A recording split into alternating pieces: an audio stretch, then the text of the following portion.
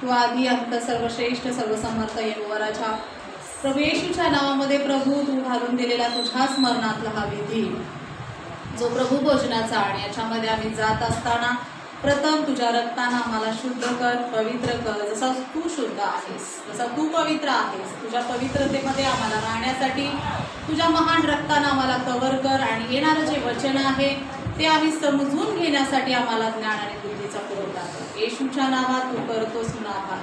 सर्व आदर, महिमा आणि गौरव प्रार्थना तुझा पुत्र येशू उद्धारक आणि तारणाऱ्याच्या नावाने मागते. आमेन आमेन. बघा, या विधीमध्ये जात असताना सर्वप्रथम योहानकृत शुभवर्तमान याचा 3रा अध्याय 16वे वचन आपण नेहमी लक्षात घेणं गरजेचं आहे. देवाने त्याचा एकुलता एक पुत्र जो तुमच्या आणि माझ्यासाठी त्या वधस्तंभावरती दिलेला आहे, त्यानं त्या ठिकाणी त्याला त्यागलेला आहे. त्यानं त्याचं रक्त आणि शरीर आपल्यासाठी, तुमच्या आणि माझ्या पापासाठी त्या ठिकाणी सांडलेलं आहे. अनेक वेळेस जी झालेली पाप आहे त्याच्या रक्तानं पुसून काढली जातात. प्रत्येक वेळेला पश्चातापूर्वक केलेल्या प्रार्थनेमध्ये देव आपल्याला क्षमा करत आहे, फक्त आणि फक्त येशू ख्रिस्तामुळे. हे आपण नेहमी लक्षात ठेवणं देखील तितकंच गरजेचं आहे. सर्वप्रथम मला एक सांगा की जे वजन जे असतं, वजन काटा हा कुठे आपल्याला पाहायला मिळतो? दुकानामध्ये वगैरे वजन करण्यासाठी, मोजून मापून देण्यासाठी, आणि एक ठिकाणी वापरण्यात येतो त्याचा वापर जे आपलं वेट बघण्यासाठी, किती वाढलं किती कमी झालं याच्यासाठीही वजनाचा वापर केला जातो. मग ते वजन योग्यच केलं जातं का? काही वेळेला काटा मारण्याचाही प्रकार त्या ठिकाणी केला जातो. म्हणजे ते देवाच्या दृष्टीने काय आहे?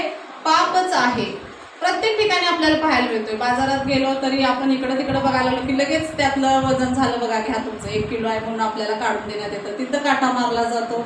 अनेक ठिकाणी किराणमालाच्या दुकानात म्हणा, अनेक ठिकाणी आपल्याला असे प्रकार किंवा अशा गोष्टींना आपल्याला सामोरं जावं लागतं. पण ते देवाच्या दृष्टीने काय आहे? पापच आहे. प्रत्येक वेळेला आपण म्हणतोय कुठं आता देव बघणार आहे, तेवढं वजन झाकून जाईलच की. म्हणून आपणही काही वेळेला आपले काही बिझनेस असतील तर त्यामध्ये आपण काटा मारण्याचा प्रकार करत असतो. हे झालं व्यवहारिक जीवनातलं. पण आत्मिक जीवनामध्ये प्रभू येशू ख्रिस्ताचं जीवन ज्या वेळेला आपण जगत आहोत तर त्यामध्ये काही प्रकारात आपण काटा मारण्याचा प्रकार करत असतो. म्हणजेच ते देवाच्या दृष्टीने काय आहे? पाप आहे. काटा मारणे म्हणजे काय? मग त्याच्यामध्ये आहे लबाडी, चहाडी, खोटेपणा असेल, उगाचच त्रास देणं असेल, लाचलुचपत असेल, असे प्रकार आपण अनेक ठिकाणी करत असतो. आपण आपल्याला वाटते कुठं काय एवढ्या गोष्टींना आता कुठं होणार आहे, जरा बोलूया खोटं, चला करूया जरासं एकाची फसवणूक, एकमेकाला पैशामध्ये फसवूयात, असे प्रकार आपण काही वेळेला काटा मारण्याचे प्रकार करत असतो. वचन काढूयात आपण. नीतिसूत्र 11वा अध्याय 1लं वचन आणि 2रं वचन आपण वाचूया. नीतिसूत्रे.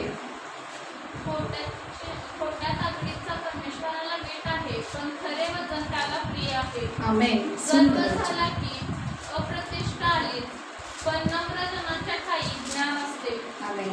किती छान सुंदर वचन देवानं सांगितले. आपण मगाशी वाचन केले या वचनाचं. खोट्या तागडीचा काय आहे? परमेश्वराला वीट आहे. मग आपल्याला खोटी तागडी व्हायचं आहे का? त्या तागडीमध्ये, त्या वजनामध्ये आपल्याला खोट्या गोष्टी भरून ठेवायच्या आहेत का? खोट्या गोष्टी भरून ठेवायच्या नाही, तर चांगल्या गोष्टींचं आपण आतापासून त्या वजनामध्ये काय करायचंय? ते वजन भरायचं आहे आणि खालीपर्यंत ते आणायचं आहे. वरून फुललं ते ओठंबून जाणारं वजन खोट्या गोष्टीने नाही, तर परमेश्वराला आवडणाऱ्या गोष्टींचंच करायचं आहे. परमेश्वराला कुठल्या गोष्टी आवडतात? त्याच्याप्रमाणे वागणं असेल, त्याच्याप्रमाणे चालणं असेल, त्याच्याप्रमाणे बोलणं असेल, या सर्व गोष्टींचं आपल्याला काय करायचं आहे? त्या वजनामध्ये, त्या तागडीमध्ये त्या गोष्टी आपल्याला काय करायच्या आहेत? सामील करून घ्यायच्या आहेत. कारण परमेश्वराला खोट्या तागडीचा काय आहे? वीट आहे. वीट म्हणजे काय आहे? आवडतो काय? आवडत्या गोष्टी आहेत का? वीट म्हणजे काय? न आवडणाऱ्या गोष्टी आहेत. तर ते लक्षात घेणं गरजेचं आहे. पण खरे वजन त्याला प्रिय आहे. जेवढ्या तुम्ही खऱ्या गोष्टी त्या तागडीमध्ये साठवाल तेवढ्या परमेश्वराच्या त्या सार्वकालिक जीवनाच्या पुस्तकामध्ये नोंद होणार आहे. आधीच्या झालेल्या ठीक आहे, झालेल्या आहेत, पण आत्तापासून, ह्या क्षणापासून, आत्ता इथे चर्चमध्ये नाही तर इथून बाहेर गेल्यानंतरही काही लोक संपर्कात येतात. खोटं बोलावं लागतं, खरं बोलावं लागतं, पण ते आजपासून आपल्यापासून किती खरं बोलता येईल याचा प्रयत्न देखील आपण स्वतःही करणं आणि काही वाईट गोष्टी आहेत त्या कंट्रोल करणं हे आपल्यावरती अवलंबून असतं. दुसरं वचन सांगत आहे की बघा, गर्व झाला की अप्रतिष्ठा आलीच, पण नम्र जणांच्या ठायी ज्ञान असते. गर्व म्हणजे काय? तर एखाद्या गोष्टीचा ॲटिट्यूड की मला सर्व येतं, मी सगळं करू शकते, किंवा एखादी मालमत्ता असेल, प्रॉपर्टी. आज बऱ्याच जणांच्याकडे प्रॉपर्टी आहे, नाही, थोडीफार तर का होईना देवाने दिलेली आहे, आपल्या जेवढ्या गरजा आहेत तेवढ्या. तर त्यातही काही लोकांना काय आहे? गर्व आहे. एवढं आमच्याकडंच आहे, 2-2 गाड्या आहेत, 3-3 गाड्या आहेत, 2-2 घरं आहेत, 4-4 घरं आहेत. त्याच्यामुळं परमेश्वर काय म्हणताय की गर्व आला की अप्रतिष्ठा आलीच. मग त्या ठिकाणी बोलण्याची जी टोन असते, ते बोलण्याचा जो टोन असतो तोही बदलला जातो. काही वेळेला उच्च नीचतेची भावना या ठिकाणी येते, तुम्ही असेच आहात, तुम्ही तसेच आहात, अशाही गोष्टीचा परमेश्वराला पीठ आहे.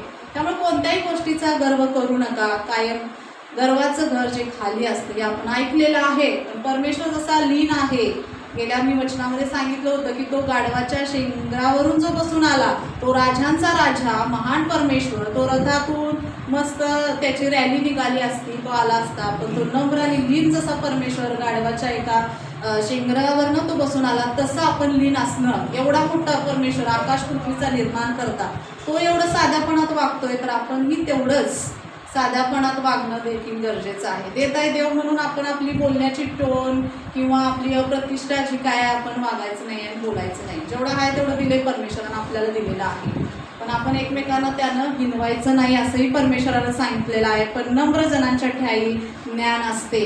तर प्रत्येक वेळेला नम्र जी असतील लोक, त्यांच्या परमेश्वर काय करणार आहे? हृदयामध्ये तो कायम असणार आहे. कायम त्याच्या मुखातनं तेच शब्द येणार आहे जे परमेश्वर बोलणार आहे. आणि जर आपण वाईटच बोलायला लागलो तर तो आपल्या हृदयामध्ये नाही, तर आपल्या आसपास पण तो फिरकणार नाही आहे. तर या सर्व गोष्टींचा देवाला काय आहे? वीट आहे, हे लक्षात घेणं गरजेचं आहे. आणि खोटी तागडी किंवा खोटं वजन आपल्याला आतापासूनच त्या वजनामध्ये गोष्टी सामावायच्या आहेत. त्या खऱ्या वजनाच्या गोष्टी किंवा खरं जे काय असेल, खऱ्या गोष्टी त्या तागडीमध्ये आपल्याला साठवायच्या आहेत. हे आपण घेणं गरजेचं आहे. देवबाप करो, हे वचन तुम्हा आम्हासाठी आशीर्वादाचे असो. आपण आपले नेत्र बंद करूयात आणि देवाला पश्चातापूर्वक आत्तापासून ज्या काही गोष्टी आम्ही वजनामध्ये साठवल्या असतील खोट्या, त्या देवानं काढून घ्याव्यात आणि चांगल्या गोष्टी आपल्या तागडीमध्ये भराव्यात, असं आपण प्रार्थना करूया. धन्यवाद देत आहे स्वर्गातल्या प्रेमळ बाप्पा, तू आधी अंत सर्वश्रेष्ठ सर्व समर्थ माझा यहोवा राजा. प्रभू येशूच्या नावात आजचं जे वचन सुंदर आम्हाला दिलंस की चांगल्या वस्तू, ज्या चांगल्या गोष्टी आणि चांगलं बोलणं जेवढं तुला आवडतंय तेवढंच आम्ही आमच्या वजनाच्या या तागडीमध्ये साठवावं. प्रभू प्रत्येक प्रश्नाचं उत्तर आम्हाला द्यावं लागणार आहे. म्हणूनच प्रभू परमेश्वर पित्या, जे नम्रता असेल, लीनता असेल, ती आतापासूनच आम्हाला तू दे आणि अशा वाईट गोष्टी, खोट्या गोष्टी आमच्यापर्यंत आणूच देऊ नकोस. येशूच्या नावात आजचं वचन आम्ही प्रत्येकाने घ्यावं. पश्चातापूर्वक मी सर्वांच्याच वतीने माफी मागत आहे की अशा काही गोष्टी झाल्या असतील तर आम्हाला माफ कर आणि तुझ्या रक्तानं कव्हर कर. आणि या प्रभू भोजनाच्या विधीमध्ये आम्हाला सामील करून घे. तुझं रक्त आणि शरीर खात पित असताना आम्हाला तुझ्या रक्तानं शुद्ध आणि पवित्र कर. येशूच्या नावात तू करतोस म्हणून आभार, धन्यवाद. सर्व आदर, सर्व महिमा आणि गौरव प्रार्थना तुझा पुत्र येशू उद्धारक आणि तारणाऱ्याच्या नावाने मागते. आमेन, आमेन.